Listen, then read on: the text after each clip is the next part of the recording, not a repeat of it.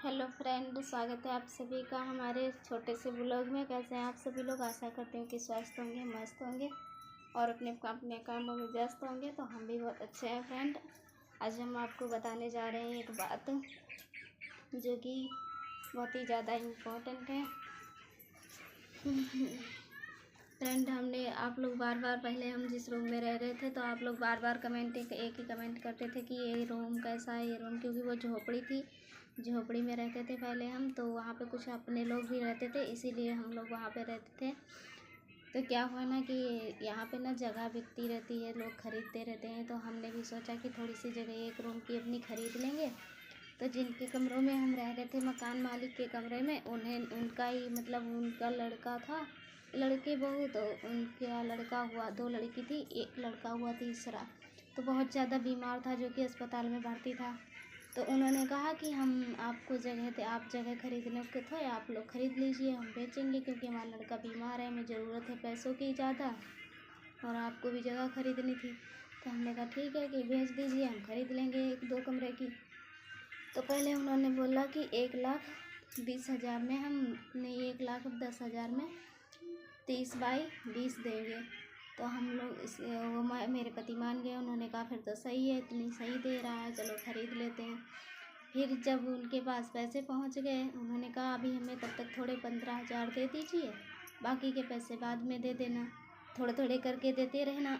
अभी हमें ज़्यादा ज़रूरत है पैसों की। तो हमने कहा ठीक है, 15,000 रुपये दे देते हैं। तब तक बोला कि कल आके हम स्टाम्प पे साइन कर देंगे और स्टाम्प पेपर बना के आपको दे देंगे, स्टाम्प पे साइन कर देंगे कि हमने इनको जगह दी है और 15,000 रुपये एडवांस लिया है और बाकी थोड़े थोड़े करके लेंगे। तो उन्होंने कहा चलो कोई बात नहीं, अपने भी हैं, ज़्यादा दिन से 2-3 साल से रह रहे थे, 3-4 साल से उनके पास। तो उन्होंने कहा कि चलो अपने ही हैं, मौके पे काम निकल जाएगा उनका, दे देते हैं पैसे। तो मेरे पति ने 15,000 रुपये उनको दे दिए। फिर क्या हुआ, जब वो घर आने के बाद में फिर बात बदल गई, पैसे उनके पास पहुंचते ही बात बदल गए। बोल रहे हैं कि 10 बाई 20 देंगे। अब 10 बाई 20 भी नहीं, 15 दे रहा था, 10 बाई 15 दे रहा था। तो मेरे पति ने बोला इतनी जगह में क्या होगा, एक कमरा बरामदा भी अच्छे से नहीं बन पाएगा और फिर लेटरिन बाथरूम की दिक्कत होगी, हम लोग लेटरिन बाथरूम कहाँ बनाएंगे। तो कह रहा है कि नहीं, इतना ही हो पाएगा, इतनी जगह देंगे, इतनी हम नहीं दे पाएंगे। हमने पहले ही बोला था, अपनी बात से मुकर गया। फिर थोड़े दिन तक ऐसे ही चलता रहा। फिर मेरे पति ने कहा चलो कोई बात नहीं, पैसे नहीं देगा, हम इसके किराए में अदा करते रहेंगे, इसके रूम में रह रहे हैं, किराया अदा होता रहेगा, नहीं देंगे तब तक। जैसे ही 2-3 महीने हुए, 2-3 महीने हो पाए, फिर 5,000 दिया नगद और फिर 2-3 महीने किराए के अदा हुए। फिर कहने लगा कि अब मेरा रूम खाली कर दो, मेरा रूम खाली कर दो, मेरे रूम में नहीं रहना है, मेरे पैसे नहीं दे, तुम रूम का किराया नहीं दे रहे हो। तो मेरे पति ने कहा कि तुम मेरा पैसे दे दो, अभी मैं तुम्हारा किराया हर महीने देता रहूँगा, या तो फिर तुम अभी मेरे पैसे दे दो, मैं तुम्हारा कमरा खाली कर दूँगा। इतनी बात पे इतनी लड़ाई, इतना बड़ा झगड़ा, हंगामा खड़ा कर दिया। मेरे पति ने कहा चलो छोड़ो, कोई नहीं, पैसा हाथ का मैल होता है, लड़ाई झगड़ा करना अच्छा नहीं होता, कोई बात नहीं, ले जाने दो। इसी तरीके से मेरा सारा पैसा डूब गया दोस्तों। और जब आप लोगों को पता है मेहनत से अपना पैसा जोड़ो तो कितनी दिक्कत होती है। हम लोगों का पैसा भी नहीं दिया और रूम पे भी नहीं रहने दिया, तो उसी वजह से हम लोगों ने रूम खाली कर दिया, वहाँ से हम लोग यहाँ आए। फ्रेंड, किसी को भी पैसा देने से पहले 10 बार सोच लो,